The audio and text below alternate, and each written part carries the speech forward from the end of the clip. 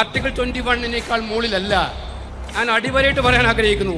Article 20 ഭരണഘടന പ്രദാനം ചെയ്യുന്ന ആർട്ടിക്കിൾ 21 മുകളിലല്ല നമ്മുടെ വൈൽഡ് ലൈഫ് കൺസർവേഷൻ ആക്ട് എന്ന് പറയാൻ തന്നെ ഞാൻ ആഗ്രഹിക്കുകയാണ്. അത് കുറച്ച് കടന്നു പറയലാണെങ്കിൽ ആ കടന്നു പറയാൻ കാലഘട്ടം വന്നിരിക്കുന്നു എന്ന് പറയാൻ ആഗ്രഹിക്കുകയാണ്. ആർട്ടിക്കിൾ 21 മനുഷ്യന് ജീവിക്കാനുള്ള അവകാശമാണ്. ആ ജീവിക്കാനുള്ള അവകാശം ഇവിടെ നഷ്ടപ്പെടുകയാണ്. നമ്മുടെ കാടിൽ ഈ പ്രദേശങ്ങളിൽ മലയോര പ്രദേശങ്ങളിൽ ജീവിക്കുന്നവർക്ക് ജീവിക്കാനുള്ള അവകാശം ഏത് നിമിഷവും തങ്ങളുടെ ജീവൻ അപഹരിക്കപ്പെടാവുന്ന അവസരമുണ്ടാകുന്നു. ഇത് തടയാനുള്ള ഉത്തരവാദിത്വം നിയമങ്ങളുടെ സാങ്കേതികത്വത്തിൽ പറഞ്ഞു പോകാൻ സർക്കാരുകൾക്ക് കഴിയില്ല. ഒരു കാര്യമുണ്ട്, ഇവിടെ കാര്യങ്ങളൊക്കെ മാറി മറിയുന്നുണ്ട്.